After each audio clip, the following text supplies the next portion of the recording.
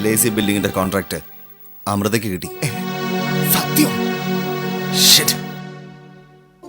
ആരോ ഒറ്റിക്കൊടുത്ത് കാണും. അല്ലാതെ എങ്ങനെയാച്ചാ അവള് കഷ്ടിച്ച് 500 രൂപ കുറച്ച് ഈ ടെൻഡർ പിടിച്ചത്? നമ്മൾ കോട്ട് ചെയ്ത് എത്രയാണെന്ന് അവള് വായിച്ചതുപോലെ. I am sure, damn sure, something fishy going on. അങ്ങനെ എടുത്തു ചാടി തീരുമാനിക്കാൻ വരട്ടെ. ഇത് ചിലപ്പോ കോയിൻസിഡൻസ് ആകാം. ഇതൊക്കെ ബിസിനസ്സിൽ സാധാരണയാണ്. പക്ഷേ ഇനിയും ഇത് ആവർത്തിച്ചാൽ ശ്രദ്ധിക്കണം. അച്ഛൻ എത്ര നിസ്സാരമായിട്ട് ഇത് പറഞ്ഞു കളഞ്ഞു. നമുക്ക് നഷ്ടപ്പെട്ടത് ഒരു വെറും പ്രോജക്റ്റ് അല്ല, നമ്മുടെ ഒരു പ്രസ്റ്റീജ് പ്രോജക്റ്റാ. മാത്രമല്ല, ഇത് തട്ടിയെടുത്തത് വേറെ ആരായിരുന്നെങ്കിലും കുഴപ്പമില്ലായിരുന്നു. പക്ഷെ അമൃത, നമ്മൾ കോട്ട് ചെയ്ത തുക അവൾ എങ്ങനെ കൃത്യമായി അറിഞ്ഞു? അമൃത സാരില്ല, അവളുടെ കയ്യിൽ നിന്ന് നമ്മളെല്ലാം തട്ടിയെടുത്തില്ലേ, കുറച്ചൊക്കെ അങ്ങ് വിട്ടുകൊടുക്കുകയും വേണം. എനിക്ക് അങ്ങോട്ട് വിശ്വാസം വരുന്നില്ല. എന്തോ കുഴപ്പം എവിടെയോ ഉണ്ട്. Someone has leaked the information. എന്റെ ഗട്ട് ഫീലിംഗ് അതാ. ഇല്ലച്ചാ, ആരോ നമ്മളെ ചതിച്ചു. അച്ഛന് പ്രഷറിന്റെ ഗുളിക, ഷുഗറിന്റെ തീർന്നു. വാങ്ങുമ്പോ വൈറ്റമിൻ ടാബ്ലറ്റും കൂടെ വാങ്ങണം. മരുമകൾ ഏറ്റെടുത്തോ ശുശ്രൂഷ? അമ്മായിയച്ഛന്റെ ശുശ്രൂഷയല്ലേ എനിക്ക് ഏറ്റെടുക്കാൻ പറ്റൂ. ഭർത്താവിന്റെ അനിയന്റെ ശുശ്രൂഷ ഏറ്റെടുക്കാൻ പറ്റില്ലല്ലോ. നന്ദു, ഒരു കാര്യം ചെയ്യും, ഒരു കല്യാണം കഴിക്കേ. അപ്പൊ ഈ ദേഷ്യവും എടുത്തുചാട്ടവും മണ്ടത്തരവും ഒക്കെ ഒന്ന് കുറഞ്ഞു കിട്ടും. ദുഷ്ടത കുറയണോ ആദ്യം? അതിന് കല്യാണം മതിയാവുമെന്നാ സംശയം. നല്ലൊരു പെണ്ണാണെങ്കിൽ ദുഷ്ടതയും കുറയും, അത് ഉറപ്പാ. ഏതായാലും ഉച്ചയൂണിന് വെജിറ്റേറിയനേ ഉള്ളൂ, അത് നേരത്തെ പറഞ്ഞേക്കാം. അല്ലാതെ ഇവിടെ ടേബിളിൽ വന്നിരുന്ന് വെറുതെ പല്ല് ഞെരിച്ചത് കൊണ്ട് ഒരു കാര്യമില്ല. നന്ദു കിടന്ന് പല്ല് ഞെരിക്കുന്നത് കാണാൻ ഇവിടെ നിന്റെ പെമ്പറന്നോരൊന്നുമില്ല, ഏട്ടത്തിയമ്മേ ഉള്ളൂ. അത് മറക്കരുത്. അച്ഛാ, ഈ കാര്യം അച്ഛൻ കൂടെ ഒന്ന് സ്ട്രോങ് ആയിട്ട് പറഞ്ഞു കൊടുക്ക്. അതെങ്ങനെയാ? അച്ഛന് 2 മക്കളും 2 തട്ടിലാണല്ലോ. അവന് പഠിപ്പും പത്രാസും കൂടുതലുണ്ട്. അതുകൊണ്ട് മോനെന്ന് പറയാൻ സന്തോഷം. ഞാൻ പിന്നെ ഇങ്ങനെ ആയിപ്പോയി. അതാരുടെ കുറ്റമാ? കിഷോറെ, നീ പഠിക്കാതെ അലഞ്ഞു തിരിഞ്ഞൊരു ഭാവി തകർത്തതിന് ഇപ്പൊ എന്താ നീ കാണിച്ചത്? കുടുംബക്കാർക്ക് ചേർന്ന പണിയാണോ നീ കാണിച്ചത്? കുടുംബം എന്നെ കൊണ്ട് കൂടുതലൊന്നും പറയിപ്പിക്കരുത്. കഴിഞ്ഞ കാലം അച്ഛൻ മറക്കരുത്. കഴിഞ്ഞ കാലം ആരും മറക്കരുത്. ആരും ഇല്ലടാ, എന്റെ കഴിഞ്ഞ കാലം ഞാൻ മറക്കുന്നില്ല. ഞാനത് നന്നായിട്ട് ഓർക്കുന്നുണ്ട്. ഓരോ ദിവസവും ഓർക്കുമ്പോഴൊക്കെ പശ്ചാത്തപിക്കുന്നുണ്ട്. ഡോക്ടർമാരുടെയും വൈദ്യന്മാരുടെ അടുത്തും കയറി ഇറങ്ങിയ എന്റെ നല്ല കാലം തീർന്നത്. ആ കാലമൊക്കെ മറക്കാൻ എളുപ്പമാ. അതിനു മുമ്പ് വേറൊരു കാലം ഉണ്ടായിരുന്നടാ. ഹൈസ്കൂളിൽ പഠിക്കുമ്പോ അച്ഛന്റെ ചിട്ടിപ്പിരിവിനും CC പിടുത്തത്തിനും പോയിക്കൊണ്ടിരുന്ന ഒരു കാലം. അത് നിനക്ക് ഓർമ്മയുണ്ടാവാൻ വഴിയില്ല. കാരണം നീ അന്ന് നേരെ മൂത്രം ഒഴിക്കാൻ പോലും പഠിച്ചിട്ടില്ല. ചെറിയ പ്രായത്തിലെ മദ്യവും മയക്കുമരുന്നും ശീലിച്ചത് അങ്ങനെയാ. അച്ഛൻ വഴിവിട്ട് ഓരോന്നും സ്വന്തമാക്കുമ്പോ കൈത്താങ്ങായതിന്റെ ഗുണം. അന്ന് ദത്ത മുതലാളി ഇന്നത്തെ ദത്ത മുതലാളി ആയിരുന്നില്ല. ദിവസച്ചിട്ടി, ആഴ്ചച്ചിട്ടി, മാസച്ചിട്ടി. അച്ഛനതൊന്നും ഓർമ്മയില്ല, ഉണ്ടോ? പിന്നെ തുടങ്ങിയത് വാറ്റിയാരായതിന്റെ പണി. അച്ഛനതൊക്കെ ഓർമ്മയില്ലാതിരിക്കോ? അതൊക്കെ ഓർമ്മയുണ്ടാവും. പിന്നെ പഠിത്തവും പത്രാസും ഉള്ള മക്കളെ അച്ഛനമ്മമാര് കൂടുതൽ ബഹുമാനിക്കും. അത് സ്വാഭാവികമാ, അല്ലേ അച്ഛാ? ബഹുമാനിച്ചോട്ടെ. പക്ഷേ കഴിഞ്ഞത് മറക്കരുത്. എന്റെ 10ാം ക്ലാസ് പരീക്ഷയുടെ തലേന്ന് ഞാനൊരു വണ്ടി പിടിക്കാൻ പോയിരിക്കായിരുന്നു. ഞങ്ങൾ 4 പേർ, അവര് 10 പേർ. കടലോരത്തെ ഒരു ഗുണ്ടാ കോളനി. അവിടെ വെച്ച് ഒന്നുകിൽ വണ്ടി തിരിച്ചു പിടിക്കണം, അല്ലെങ്കിൽ ചാകണം. അതായിരുന്നു ടാർഗറ്റ്. പോയി. ചത്തില്ല, വണ്ടി തിരിച്ചു പിടിച്ചു. പക്ഷെ തിരിച്ചു വന്ന് ഞാൻ 1.5 മാസം തിരുമി ചികിത്സ നടത്തി. ഞാനന്ന് ആദ്യമായ കള്ളു കുടിക്കുന്നത്. കള്ളല്ല, റാക്ക്. കുടിക്കുമ്പോ മാംസം എരിഞ്ഞു പോകുന്ന സാധനം. അച്ഛൻ ഓർമ്മ കാണും. കാരണം അതൊഴിച്ചു തന്നത് അച്ഛൻ തന്നെയാ. എന്റെ വേദന മറക്കാൻ. എന്നുവെച്ച് ഒരു ബിസിനസ്സിൽ ഏർപ്പെടുമ്പോ അതെല്ലാം സ്വാഭാവികമാണ്. കുടുംബത്തിൽ എല്ലാവരും ഒത്തൊരുമിച്ച് നിൽക്കണം. എല്ലാവരുടെ അധ്വാനം വേണം. ഹാ, അത് ശരിയാ. അധ്വാനിക്കാൻ എല്ലാവരും വേണം. അധ്വാനത്തിന്റെ ഫലം അനുഭവിക്കുമ്പോഴും എല്ലാവരും ഒത്തൊരുമിച്ച് നിൽക്കണം. അല്ലാതെ ഒരാൾക്ക് പവർ ഓഫ് അറ്റോർണി, മറ്റേയാൾക്ക് അടുക്കളപ്പണി. അത് ഭയങ്കര ബോറാ. അച്ഛാ, ഞാൻ നേരത്തെ പറഞ്ഞു നമ്മുടെ കുടുംബകാര്യങ്ങളിൽ ഇവൾ ഇടപെടരുത്. അത് ഞാൻ സമ്മതിക്കില്ല. I won't permit that. അത് ശരി. അപ്പോ നന്ദു കല്യാണം കഴിച്ച് ഒരു പെണ്ണ് ഇവിടെ വന്നു കയറിയാൽ അവക്കും അതിൽ അഭിപ്രായം പറയാൻ അവകാശമില്ലേ? ഇല്ല, അവൾക്ക് ഈ കാര്യത്തിൽ ഇടപെടേണ്ട കാര്യമില്ല. ഒന്ന് ചുമ്മാതിരി നന്ദു. കല്യാണം കഴിഞ്ഞ് നന്ദുവിന് എന്തെങ്കിലും സംഭവിച്ചു എന്നിരിക്കട്ടെ, പവർ ഓഫ് അറ്റോർണി കിഷോറിന്റെ കയ്യിലായിരിക്കും. അന്നേരം ഞങ്ങളിങ്ങനെ നിനക്കെന്താടി ഇവിടെ കാര്യം എന്ന് അവളോട് ചോദിച്ചാലോ? നന്ദുവിന്റെ ഭാര്യയും പിള്ളേരും വഴിയാധാരം. ഒരു കാര്യം ഞാൻ നേരത്തെ പറയാം. പവർ ഓഫ് അറ്റോർണിയെ കുറിച്ച് ഇവിടെ ആരും കൂടുതൽ സംസാരിക്കണ്ട. ഞാൻ ഈ ബിസിനസ് നോക്കി നടത്തണമെങ്കിൽ ഐ ഷുഡ് ഹാവ് പവർ. ഇല്ലെങ്കിൽ വേണ്ട, ഞാൻ ഇട്ടിട്ട് പോവും. നന്ദു, അച്ഛൻ എന്തിനാ ഇങ്ങനെ മിണ്ടായിരിക്കുന്നത്? അവൻ ഇട്ടിട്ട് പോകുന്നു പറയുമ്പോ അച്ഛൻ എന്തിനാ ഭയപ്പെടുന്നത്? അച്ഛൻ പഴയ കാര്യങ്ങളൊക്കെ ഓർക്കുമല്ലേ കിഷോർ? വെറുതെ ഡിസ്റ്റർബ് ചെയ്യാതെ. അവൻ ഇട്ടിട്ട് പോയാൽ നീയെല്ലാം നോക്കി നടത്തുവോ? 2 കൊല്ലം മുമ്പ് നിന്റെ തല നേരെയായിരുന്നെങ്കിൽ ഇങ്ങനെയൊന്നും സംഭവിക്കുമായിരുന്നില്ലല്ലോ. ബിസിനസ് നിന്നെ ഏൽപ്പിച്ചാൽ ഞാൻ തെണ്ടും, അത്ര തന്നെ. അച്ഛൻ എന്താ അങ്ങനെ പറഞ്ഞത്? ഇപ്പൊ കിഷോറിനെ സഹായിക്കാൻ ഞാനില്ലേ? നീ മിണ്ടരുത്, കുറച്ച് കൂടുന്നു.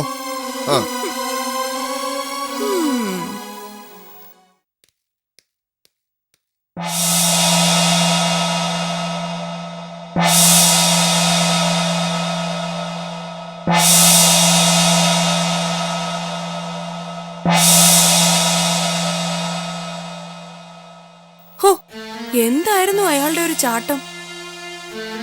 ടെൻഡർ ചോർന്നത് ആരോ ചോർത്തി കൊടുത്തിട്ടാണ്, ചതിച്ചിട്ടുണ്ട്, മറ്റേതാണ്, മറിച്ചതാണ്. ഹോ, നിന്നെയാൾക്ക് സംശയമുണ്ടോ?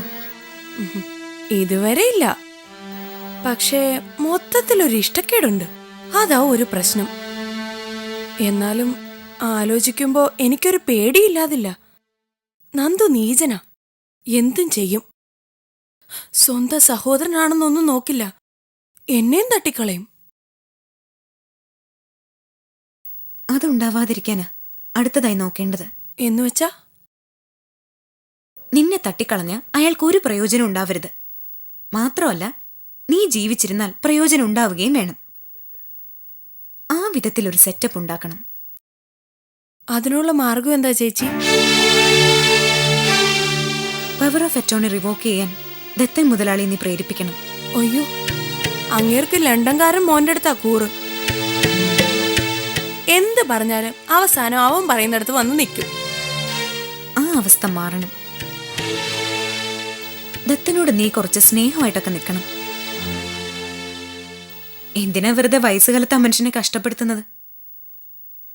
പവർ ഓഫ് അറ്റോർണി റിവോക്ക് ചെയ്ത് കിഷോറിന്റെ ഷെയർ ഭാഗം തിരിച്ച് തരാൻ പറയണം.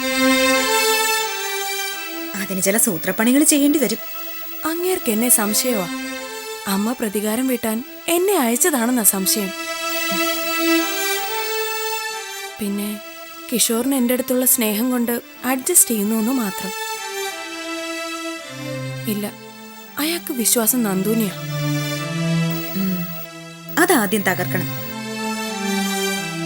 മകൻ സ്വത്തിനു വേണ്ടി കൊല്ലാനും മടിക്കില്ലെന്ന് ദത്തൻ മുതലാളിക്ക് ബോധ്യം വന്നാലോ?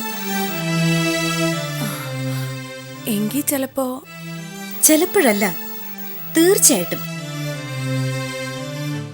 യുദ്ധത്തിലും പ്രേമത്തിലും ജയിക്കാൻ വേണ്ടി ചില കള്ളങ്ങളൊക്കെ ആർക്കും പറയാം. നീ ധൈര്യമായിട്ടിരിക്കെ. ചേച്ചി തരുന്ന ഈ ധൈര്യവാ എന്റെ വിശ്വാസം.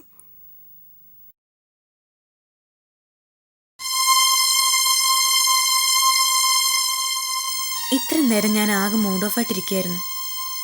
ജീവിതം തന്നെ മടുത്തതുപോലെ. ഇപ്പൊ തോന്നുന്നു തീരെ ലക്ഷ്യമില്ലാതായിട്ടൊന്നുമില്ല. ഏറ്റെടുത്ത എത്രയോ പണികൾ ബാക്കി കിടക്കുന്നു. നിന്റെ ജീവിതം, എന്നെ സ്നേഹിക്കുന്ന മറ്റു പലരുടെയും ജീവിതം. ശകുന്തള പൊയ്ക്കോളൂ.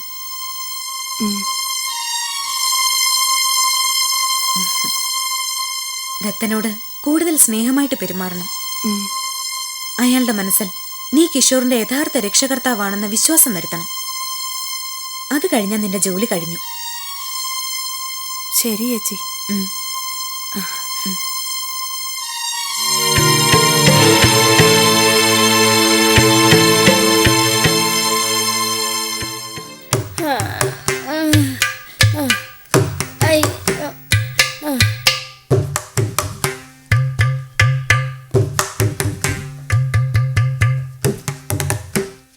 ഇനി നീ ആദ്യം ഇതും പറഞ്ഞു ഒഴിയാൻ നോക്കണ്ട.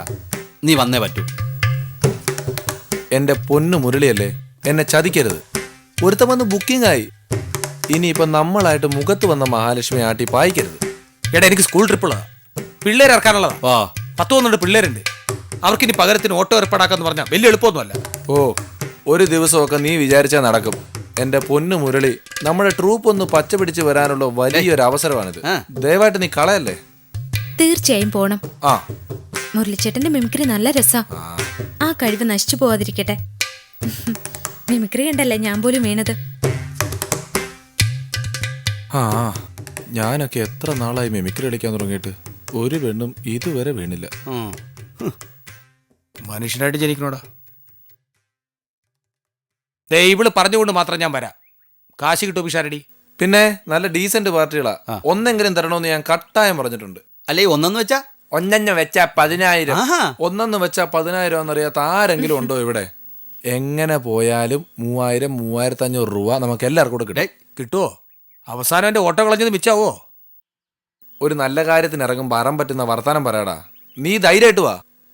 നമുക്ക് പക്ഷെ കുറച്ചും കൂടെ പ്രാക്ടീസ് ചെയ്യാം.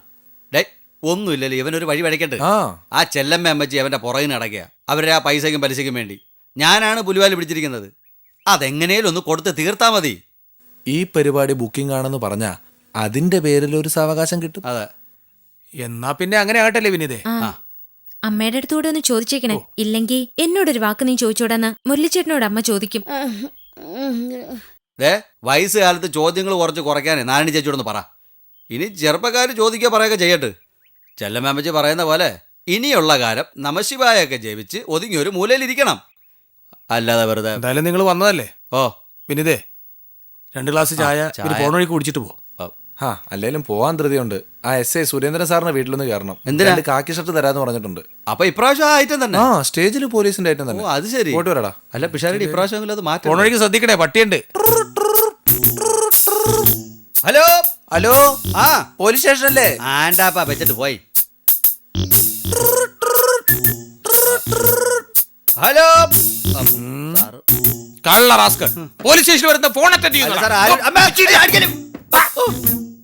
ആരും ഇല്ലാത്തോണ്ട് എടുത്തല്ലേ. എന്റെ തൊപ്പി എടുത്തിട്ട് അവന്റെ കളി. ഫോൺ അടിക്കുന്നു. ഞാൻ എടുത്തോളാം. ഹലോ ഹലോ, ഹലോ, പോലീസ് സ്റ്റേഷനല്ലേ? അതെ പോലീസ് സ്റ്റേഷനാണ്. സാറേ, ആ പറയൂ. ഇവിടെ പാലത്തിനടിയിൽ കുറെ പേർ കാശ് വെച്ച് ചീട്ട് കളിക്കുന്നു. എത്ര മണിക്കൂറായി? 1.5 മണിക്കൂറായി. എന്നിട്ട് ഇപ്പഴാണാ പറയുന്നത്? ഇപ്പോഴാ എന്റെ കയ്യിലെ കാശ് തീർന്നു. എന്തൊരു സ്റ്റേഷനാണ്. നീ എന്താ ചോദിക്കണത്? ഹലോ, കരിമീൻ ഇപ്പൊ എന്താ വില സാറേ? കരിമീന് കിലോ 40 രൂപ. കിളിമീനോ? കിളിമീന് 30 രൂപ. നമ്മുടെ നല്ല ചാളക്ക് ഇപ്പൊ എന്താ വില? ചാളയ്ക്ക് 10 രൂപ. ആ രൂപക്ക് പത്താണല്ലേ? ഡാ, ആ. ഇത് ചന്തയല്ല, പോലീസ് സ്റ്റേഷനാണ്. അല്ല, പോലീസ് വല വിരിച്ചു എന്ന് പത്രത്തിൽ കണ്ടു. കിട്ടുവാണെ മീൻ മേടിക്കാന്ന് വിചാരിച്ചാ. നീ ഇപ്പൊ എവിടെ നിൽക്കണ്? ജംഗ്ഷനിൽ നിൽക്കുക. നീ ഒരു കിറ്റായിട്ട് വാ, മൊത്തത്തിൽ കൊണ്ടുപോവാ. ഓക്കെ ഓക്കെ സാറേ. ഓക്കെ തരും. എന്തൊരു പോലീസ് സ്റ്റേഷൻ. മാലമോഷണ കേസിൽ പിടിച്ച പ്രതിയാണ്. ഇവിടെ നിന്ന് അങ്ങനെ കൂടുതൽ എളിക്കരുത്. വെച്ചങ്ങോട്ട് കേട്ടിധരിക്കാൻ. എന്റെ കുഞ്ഞിന്റെ കഴുത്ത കിടന്ന മാലയല്ലേ ഞാൻ പോട്ട്. എന്തൊരു പാട്. 2 വനിതാ പോലീസെങ്കിലും ഉണ്ടായിരുന്നെങ്കിൽ സെല്ലിലെങ്കിലും പോയി കിടക്കായിരുന്നു. സാറെ ഫോൺ അടിക്കുന്നതാണ്. ഹലോ ഹലോ ഹലോ ഹലോ, പറയൂ മാഡം. ഹലോ സാറേ, ലേഡീസ് ഹോസ്റ്റലിൽ നിന്ന് വിളിക്കുന്നത്. ഒരു മിനിറ്റ്, ഞാൻ നിന്നെ അല്ലേ വിളിച്ചത്, എന്നെയാണ് സാറേ. പറയൂ സാറേ, കേക്ക് സാറേ. ലേഡീസ് ഹോസ്റ്റലല്ലേ, പറയൂ സാറേ. ഞങ്ങളുടെ ഹോസ്റ്റലിന്റെ സൈഡിലുള്ള പൈപ്പിൽ കൂടെ ഒരുത്തൻ പിടിച്ച് മുകളിലേക്ക് കേറി വരുന്നു സാറേ. ഞാനില്ല. എങ്ങനെ? ഒരുത്തൻ ആ പൈപ്പിൽ കൂടെ പിടിച്ച് മുകളിലേക്ക് കേറി വരുമോ? ഞങ്ങള് 3ാമത്തെ നിലയിലാ. മാഡം, ഞാൻ ഉടനെ എത്തി അവരെ നിലത്തിട്ട് ചവിട്ടി ചമ്മന്തിയാക്കിക്കൊള്ളാം. അയ്യോ അത് വേണ്ട. പിന്നെ അവൻ ആ സ്റ്റെയർ കേസ് ഒന്ന് കാണിച്ചു കൊടുത്താ മതി. അയ്യോ എന്തൊരു. മിണ്ടരുത്. കോൺസ്റ്റബിൾ,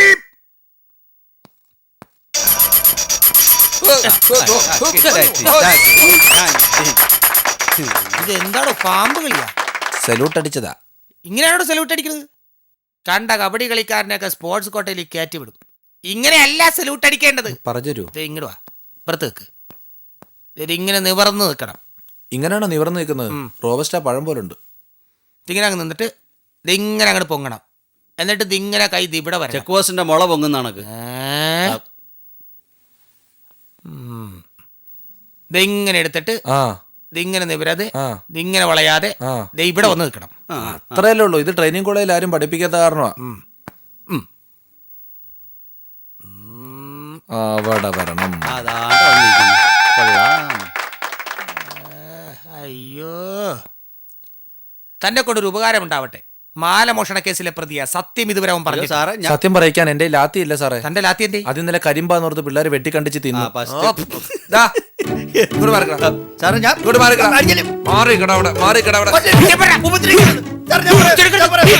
സത്യം പറ. ഒരു മിനിറ്റ് സത്യം പറ. പറയാന്ന് ഇത്രേ ഉള്ളൂ. 3 അടി. സത്യം വെറുതെ ചുമ്മാ പുട്ട് പോലെ പറയും.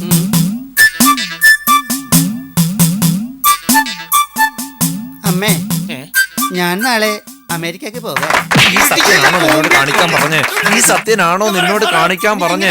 നസീറും സത്യനും കാണിക്കാനാണോ നിന്നോട് പറഞ്ഞേ? എന്നെ നിനക്കറിയോ? എനിക്കറിയാം. ഇപ്പൊ കണ്ടതല്ലേ എത്ര നാളോട് സാർ ഇവിടെ ഇരിക്കുന്നു. എന്റെ പേര് കേട്ടാൽ പിള്ളേര് ഞെട്ടും. എന്തോ സാറിന്റെ പേര്? മിന്നൽ പരമു. ഓ എന്റെ പേര് അറിയാവോ? ഇല്ല. ഇടിവെട്ട് പരമു. വീടല്ലോ. സാറേ തത്ത പറയുന്ന പോലെ പറടാ. അല്ല എന്ന് പറഞ്ഞ തത്ത പറയുന്ന പോലെ പറയടാ. പറയാൻ പറഞ്ഞ പറയത്തില്ല. നീ തത്ത പറയുന്ന പോലെ പറയാൻ. തത്ത പറയുന്ന പോലെ പറയാൻ.